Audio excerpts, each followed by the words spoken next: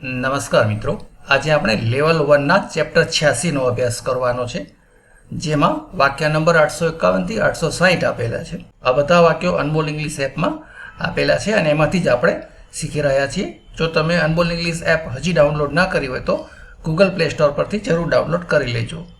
તો ચાલો શરૂ કરીએ. વાક્ય number 851. I think Aman and Mary are right. I think એટલે આમ તો વિચારવું એવો અર્થ થાય, પણ મને લાગે છે કે એ અર્થમાં પણ વાપરી શકાય. આઈ થિંક મને લાગે છે કે અમન એન્ડ મેરી, અમન અને મેરી આર રાઈટ સાચા છે. બંને બે નામ છે ને માટે આર આવે, એક જ હોય તો ઇઝ આવે. રાઈટ એટલે સાચા હોવું. આ જ રાઈટ RIGHT નો અર્થ જમણું, જમણી બાજુ એવું પણ થાય. વાક્ય નંબર 852.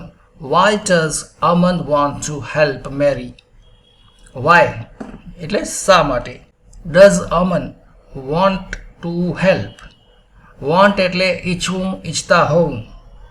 Want to help એટલે મદદ કરવા માંગે છે. હેલ્પ કરવી એટલે મદદ કરવી, અને want to help એટલે મદદ કરવા માંગે છે. કોને? તો કે મેરીને. કોણ? તો કે અમન.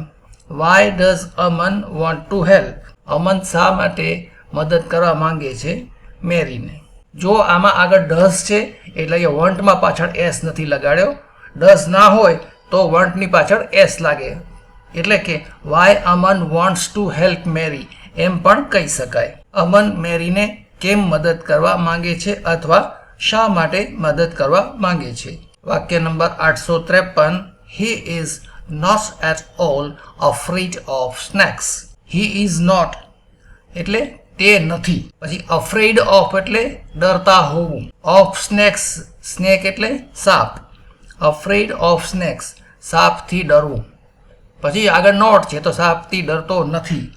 પછી વચ્ચે છે એટ ઓલ. એટ ઓલ એટલે બિલકુલ. એટ ઓલ ના હોય તો એ સાપથી ડરતો નથી એમ થાય, અને એટ ઓલ હોય તો બિલકુલ ડરતો નથી એમ આવે. તો હી ઇઝ નોટ તે નથી, એટ ઓલ બિલકુલ, અફ્રેડ ઓફ ડરતો નથી, ઓફ સ્નેક સાપથી, તે સાપથી બિલકુલ ડરતો નથી. વાક્ય નંબર 854. How many apples were in the box. How many એટલે કેટલા.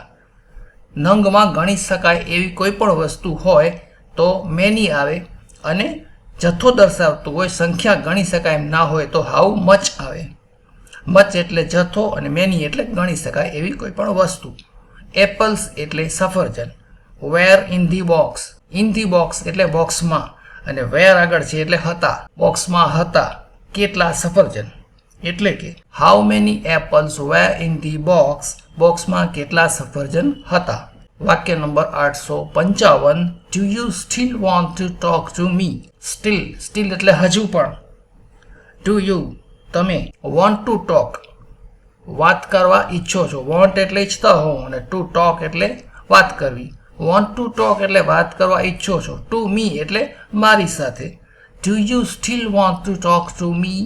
શું તમે હજી પણ મારી સાથે વાત કરવા માંગો છો. વાક્ય number 856.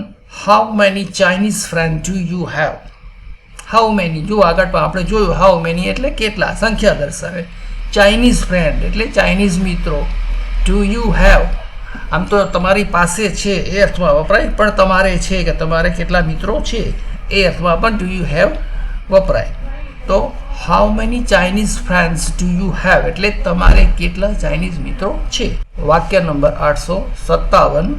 I just don't know what to say.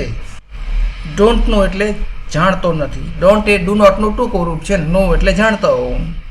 Don't know એટલે જાણતો નથી. વોટ એટલે શું. ટુ સે એટલે કહેવું.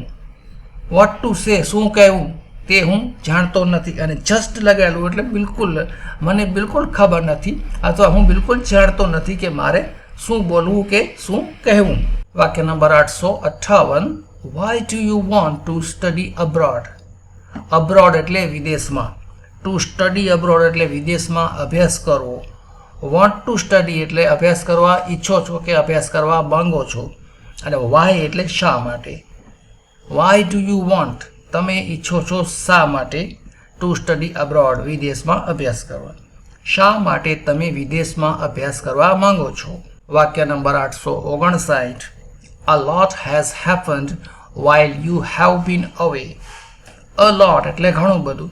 Has happened એટલે થયું છે, બન્યું છે, ઘટનાઓ બની છે. While you have been away તમે જ્યારે દૂર હતા.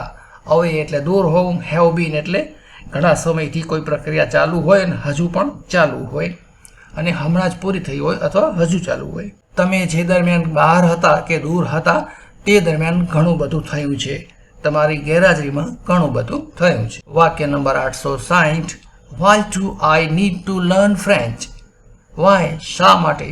Do I need મારે જરૂર છે. To learn French ફ્રેન્ચ શીખવાની. લર્ન એટલે શીખવું. મારે શા માટે ફ્રેન્ચ શીખવાની જરૂર છે? મિત્રો, ફક્ત વિડીયો જોવાને બદલે વિડીયો જોયા પછી તરત જ અનમોલ ઇંગ્લિશ એપમાં દરેક ચેપ્ટરની સાથે જે લિસન થિંક સ્પીક પદ્ધતિ અનુસારની પ્રેક્ટિસ આપેલી છે એ પ્રેક્ટિસ પણ જરૂરથી કરતા રહેજો. વિડીયો જોવાની સાથે સાથે જો પ્રેક્ટિસ કરતા રહેશો તો થોડાક જ સમયમાં તમને ગ્રામરના નિયમો યાદ કર્યા વગર જ કડકડાટ ઇંગ્લિશ બોલતા આવડી જશે.